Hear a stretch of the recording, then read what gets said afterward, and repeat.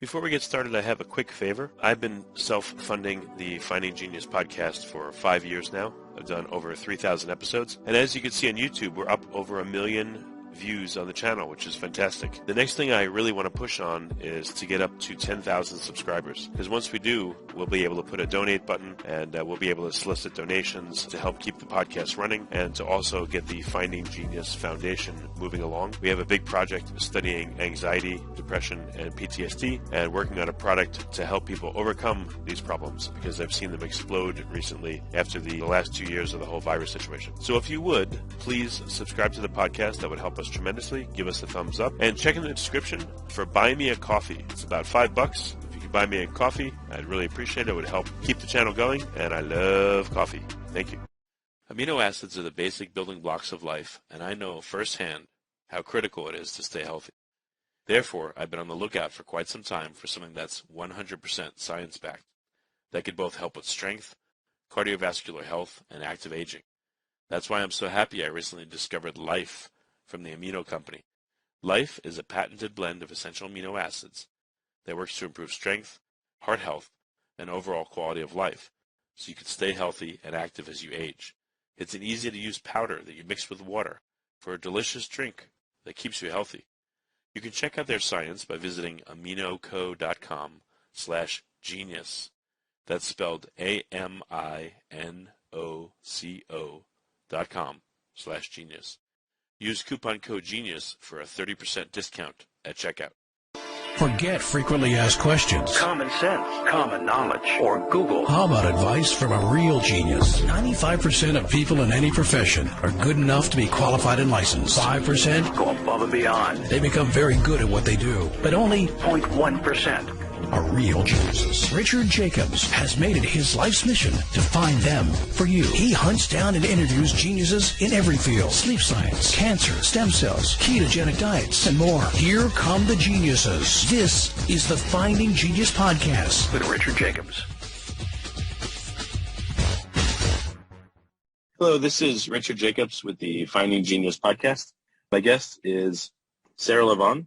She's a labor nurse and a birth coach. She's the founder and CEO of Childbirth Nursing Corporation. So we're going to ask about her history and her current work, and I think this will be a great discussion. So Sarah, thank you for coming. Thank you so much for having me. I'm excited to be here. Yeah, tell me a bit about your background. So I got my start into birth work as a labor and delivery nurse. So I am a registered nurse by background. I have only ever worked in the specialty of obstetrics. So I've carried multiple roles in the hospital, from floor nurse, just a regular staff nurse that to take care of patients when they're giving birth, to an educator, to a preceptor. So I would train new nurses coming to labor and delivery. I actually was a part of a group of nurses here in Los Angeles who were revamping a childbirth education program in a large hospital out here. So I started teaching childbirth classes, learned about that, taught a bunch of specialty childbirth classes, developed a peer mentorship program, went into management. Long story short, held various roles in the hospital. And I sort of got to a place where I felt like I had maximized my reach from the inside out. I had done a lot and sort of worked my way up a ladder that I didn't ever intend to work up, and got a lot of experiences in various formats in the world of birth, and then decided to quit my job in 2017 to start Childbirth Nursing Corporation, really with the idea that I believe that I can carry my expertise, or I believed at the time that I could carry my expertise into the world at large. I think as an entrepreneur, many people would relate to this, that you sort of don't know what you're getting yourself into. I had no background in business. So I always say, like, I don't know that I would have done this if I would have known what it took to get here, but I am now almost 5 years in, and so grateful for the community that's been built through Childbirth, which is an organization that does education and support for both pregnant families giving birth, supporting them through their pregnancy, labor, birth, postpartum experiences. And then the kind of new fun addition is what's called Childbirth Nurses. So I also train labor and delivery nurses worldwide, mostly US-wide, in various things, sort of with the idea of bettering the system and helping families have better birth experiences. One of my favorite things that I say all the time is like our goals are actually a healthy mom and a healthy baby or a healthy birthing person. And that to me is sort of obvious. As a nurse, I care about your health overall. I want you emerging from your birth whole physically. But I think a lot of times as a medical community, we forget about the mental side of it. And so adding on to that, not only healthy mom or pregnant person, healthy baby, but also healthy birth memory. And so avoiding trauma. And so, yeah. All right. What does all this mean? I mean, what are some of the things that you saw that you intervened in to improve in the whole birth process? Yeah. What did you see the problems were? Yeah. So I think it depends on where we want to go with this, because there's a lot of things that we can improve in the maternity system in the United States. As we know, we spend the most on healthcare in overall, and we actually have the worst outcomes of all developed nations for maternal outcomes, right? For moms and babies giving birth. And so that alone was motivation to be like, what's going on here? And so what I found was there's actually an organization up in Northern California that's done incredible work in California for the maternity care system called CMQCC. And it's a collaborative of doctors, midwives, doulas, nurses, all of the specialties together to say, what does the research say to improve outcomes? And they came up with a lot of things. They have a lot of different toolkits. One of the ones that I focused on was increasing vaginal births. We know that vaginal births are safer overall than a cesarean. And obviously, throughout labor and birth, your care team is weighing risks, right? And there are certain things that kind of tip you into that cesarean category where it says C-section is so much safer than a vaginal birth in this circumstance. But in general, without risk factors, without other things going on, vaginal birth is so much safer. And so one of the things that is really important to me and that I've worked with not only the birthing person side, but also the nurse's side is promoting what we call physiologic birth. And we know that, and actually one of the bullet points, there's 5 sort of things that CMQCC states that is the most important for helping to increase vaginal births. And one of those is this push towards physiologic birth, meaning this change in culture, a change in perspective, moving the medical community from a perspective that focuses on the medical side of birth. If you've talked to a birthing person, if you've experienced a hospital birth yourself or are anticipating that, we know you're going into a hospital, and the way that the maternity care system, the medical system looks at birth a lot of ways and trains our doctors and nurses is to look at birth and be watching for alerts, to be on guard, to be anticipating complications versus understanding the body, what it naturally does on its own, knowing how to support the body to do what it knows how to do, and then supporting based on the circumstance, what's happening along the way with medical interventions. And so that shift from medical first to physiology first is one of the things that's one of my missions in life. I have an 8-hour online physiologic birth class for labor and delivery nurses. We've trained thousands of providers. That includes midwives and doctors.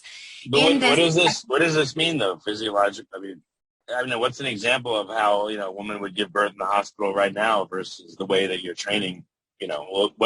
How would her experience differ under the training you're talking about?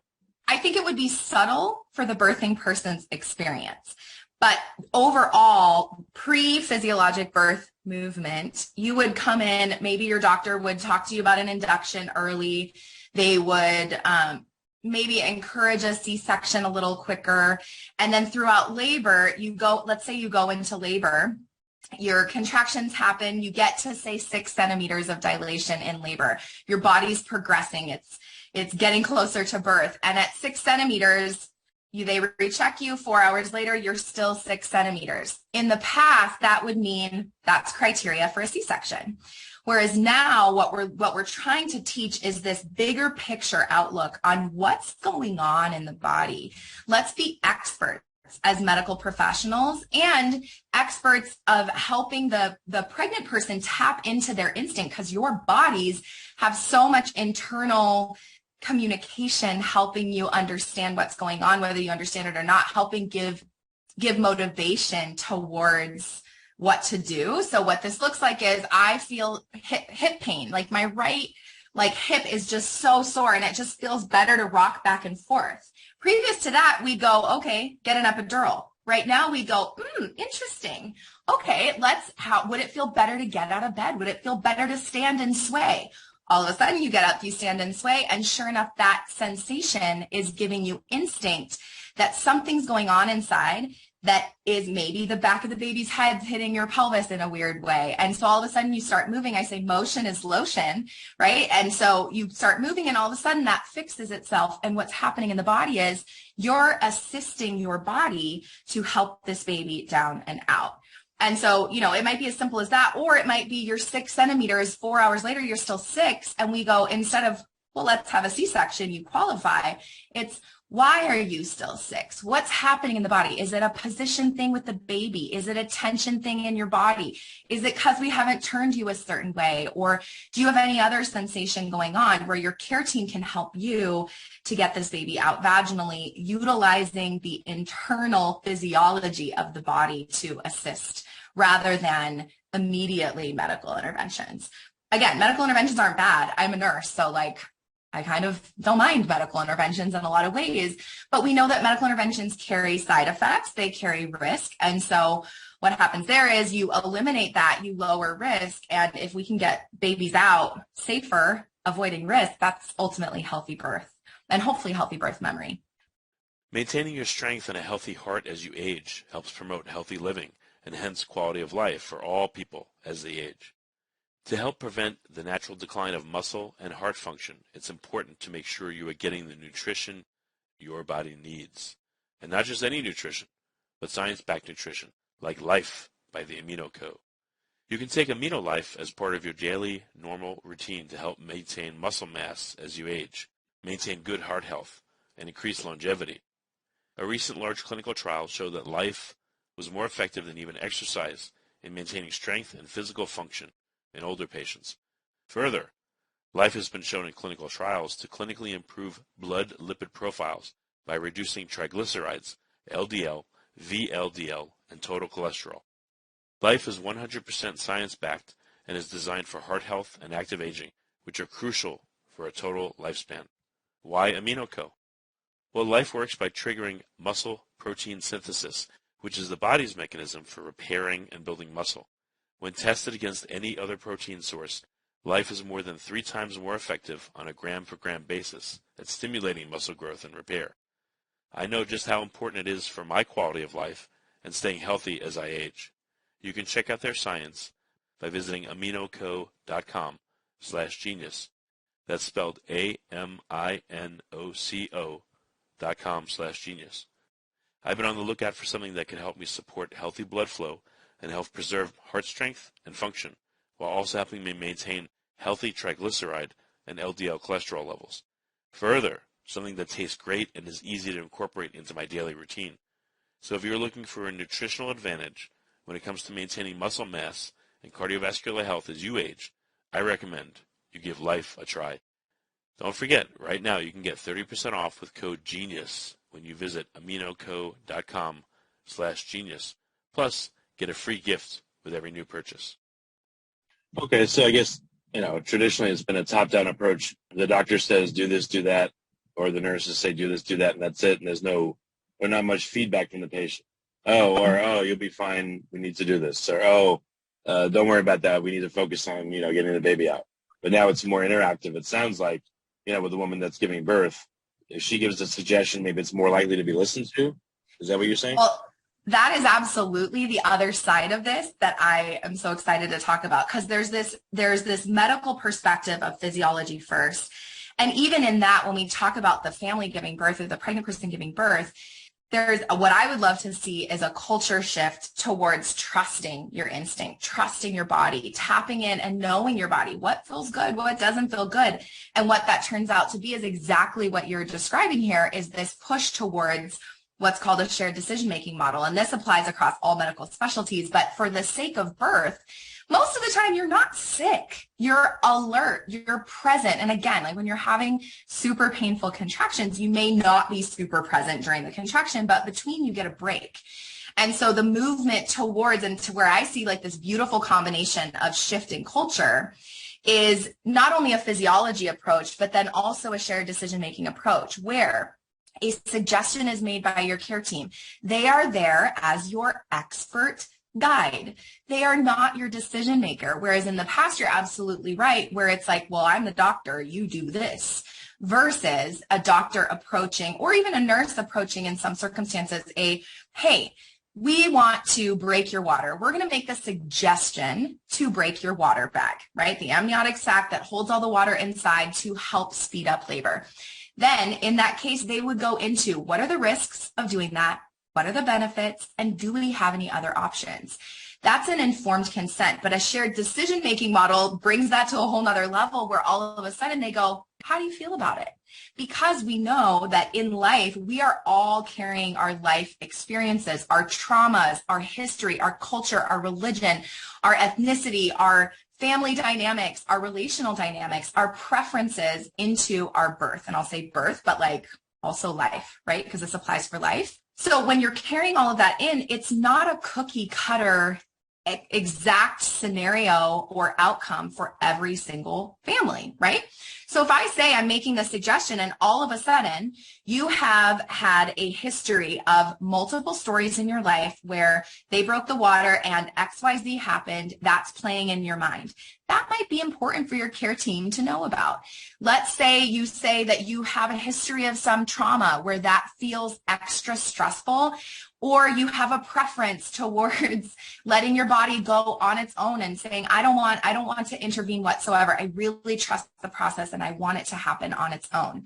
That's going to play into your scenario or your decision versus you're like, I don't care what the heck we have to do. Let's just get this baby out. Yes, I am down. Give me all the drugs, do all the interventions. I have zero preference. This sounds great.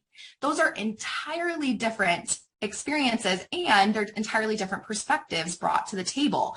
But unless your care team actually initiates that conversation, understands your rights, and you do have the right to all of this information. It is your care team's job to educate you. But then for you as the pregnant person or the person giving birth, the patient, it's your responsibility to take that in, ask the right questions. Hopefully your care team is approaching it this way and asking, what are your preferences, voicing those preferences, and then guess what? You get to make the decision for yourself, obviously taking in the expert's advice. But especially for labor and birth is very weird. It's not like a lot of other areas of medicine where we could say we need to break your water right now. And it could be approached that way. Next thing you know, you have a little conversation. You say, I really wanted to wait a couple more hours because fill in the blank. And the providers are like, okay, no problem. Yeah, let's come back in like 4 hours. And it's a non-negotiable, no big deal conversation. You're like, wait a second. You came in here like we need to do this now. And so a lot of times it forces that communication. It forces that relationship where the provider is treating you as an individual, as somebody who has valuable history to bring, who is healthy, who is cognizant enough to make your own medical decisions. And then you as the family makes decisions not out of fear. And there is so much fear surrounding labor and birth culturally. But instead of fear, you're replacing it with knowledge and you're making educated decisions instead of fear-based decisions. All of our decisions in life, right? When we make fear-based decisions, it's not always the best outcome. But the goal would be downregulating your nervous system, lowering your stress levels, helping you feel more comfortable and confident with the process prior to getting there. And then in the moment, so that you can make those decisions that you look back on and go, wow, I am so proud of myself for advocating. I understood everything going on. I feel confident about my birth experience. I feel bonded to my partner. I feel like I have a really cool story to tell the world. That's a healthy birth memory, right? And that piece of the mental health piece, your birth is a launching pad for the rest of your life. And so if we can kind of help usher from a medical world perspective of agency over your experience, letting your body do what it knows how to do, avoid unnecessary medical interventions, treat you as the beautiful, wise individual that you are, regardless how different you might be from the provider, I really think that is going to help heal our maternity system. Okay, so is this encouraging women that are giving birth to ask questions and not be afraid? Is this also counseling, the doctor and the nurse and the medical team to say, hey, ask us questions, or, how do they let the woman know that's giving birth that's scared or tired or hurting, et cetera? Go ahead, ask questions, and, these are the options, instead of just hoping that they'll ask. I think everyone has a role to play, and I think everybody needs to know what their role is in the room. From a medical perspective, nurses, doctors, trained medical personnel are there to help offer their expertise about where we're at, what's happening, what's normal, what's maybe abnormal, right? And offer their perspective in a hopefully unbiased way. That's easier said than done, but we're working on it. But then as the pregnant person, there's a level of responsibility that to me, I see families taking and it impacting their experience. What that means is that prior to going in for their birth, they've done some education. They have put together a care team that they trust and that they have somewhat of a relationship with, that they feel like they can be fully relaxed around.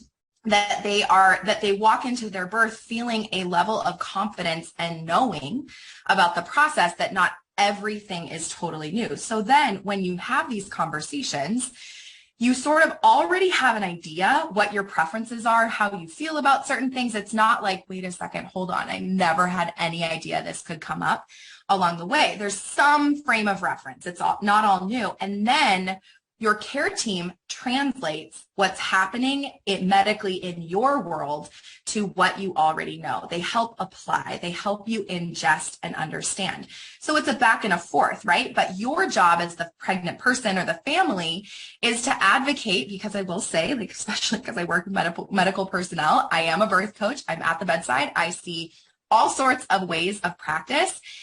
For you to know that it is your right to have that information. It is your right to understand what's going on. You are not a nuisance to the care team. And if they act that way, that's on them.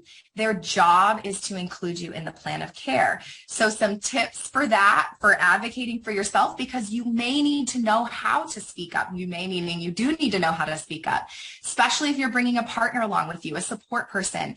They need to understand. You should have these conversations ahead of time to know what's important to you and how to advocate for that information in the moment. Easy enough. It's okay. They've made this suggestion. I don't totally understand what's going on. They say, do you have any questions? How often this happens medically, right? You're like, yeah, I guess I do, but like, I mean, I don't know what, but I should. And so the easy way to go about this is, what are the risks? What are the benefits? And what are my other options, right? Which I've said before, but that is a tool to help you kind of facilitate those conversations. If they can give you an answer for all of that, you're going to get enough to take in and go, okay, now your responsibility then is to go, how does this sit with me? What did I talk about ahead of time? New information. And then you can always ask for a moment. There are certain emergencies that can happen in labor and delivery, obviously, but for the most part, you saying, hey, can I have just a second to marinate on it? Can I sit on that? They're going to be like, okay, cool, call us when you're ready. And then you sit and you talk with your care team, you talk with your doula maybe, or your partner and go, what do we think? And externally process or internally process how that feels. Call them back and say, hey, I have these new questions. It's their job to help fill in all of those gaps. It's your job to know how to get the information that you need, and then it's your job to make those decisions. In theory, obviously, your provider's going to occasionally be like, I'm going to suggest this very strongly. And it may feel like they're making a decision, but I really believe that we know this to be true, that any decision should be yours to make, no matter how big or small. And some of those you might be like, I don't even need a conversation. Yeah, great. But you're consenting to that. So you have full autonomy over your body and experience. So what are some of the outcomes you've seen after you've done a training? What's reported back by either, birthing mothers or the hospital or the care team? What have you heard? A lot of really good things. I think it depends, depending on who you're talking to. I think from a nurse's perspective, they feel more satisfied in how they're functioning as human beings professionally. I think it's encouraging not only for the medical side, but also for families to feel empowered by their care team. They feel like their care team actually has tools to offer them, or that their care team has learned a way to explain certain things that they can understand. What I see really is collectively when this model is respected, whether it be a shared decision-making model and especially coupled with a physiologic birth focus of letting the body do what it knows how to do first, and encouraging that, families, and particularly the birthing person, feels more empowered through their experience. They feel like I did it versus the doctor got me there, the nurse got me there, right? And that agency, that sort of like embodiment of their experience carries them into their bonded parenting, right? And then overall, what I see happening, and then we know statistically happens through education and the right support, the number one predictor of trauma, so like mental effect and negative feelings about your birth, is subjective distress. And subjective is so subjective, right? It's not a concrete, this has to happen. You have to have an emergency C-section. Why do we have outcomes where some families are so grateful and bonded and totally whole coming out of their emergency C-section, and others come out with symptoms of PTSD, or having to deal with that forever, saying, I'm never going to have a baby again? That middle ground to me is, did their brain get what they needed during the process? And can they sort of reiterate, or can they embody their experience and understand what was in their control and what can they let go of? Where did that subjective distress happen? Medical professionals can do a lot to help protect against that, but when they understand what's going on, all of a sudden the scary becomes a little less scary. Labor's weird anyway, and it can feel really scary when it can be totally normal. And the number of times I'll have families look at me and the laboring person look at me and be like, this cannot be normal, or I feel like I'm going to die. Like that's intense. But if you have someone from the other side pouring into you to say, you're not dying. This is normal. Everything is perfect. You are almost there. We are right here with you. You are not alone. That subjective distress shifts. And what happens is we help avoid trauma and help them have those healthy birth memories. Is your job now just to disseminate this to as many hospitals and people as possible, or like what's the plan from here?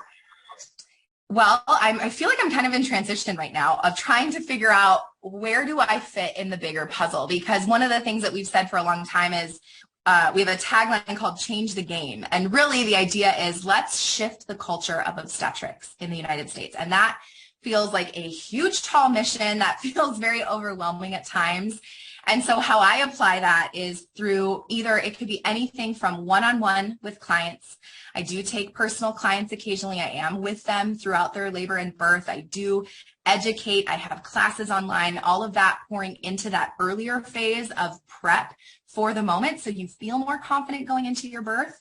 But it may be that one starfish you throw back in the water. I tell this metaphor in our physiologic birth class of this beach. You come across the beach and it's covered in starfish, and this little kid starts throwing starfish back in the water.